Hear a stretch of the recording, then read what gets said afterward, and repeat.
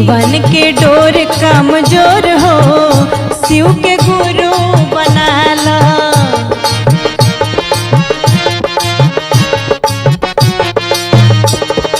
गुरु बनाला शिष्य गुरु बनाला, शिष्य गुरु बनाला।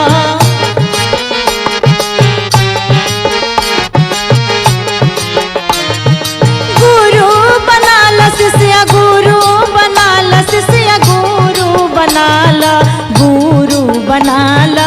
जीवन के डोर कमजोर हो, जीवन के डोर कमजोर हो, शिव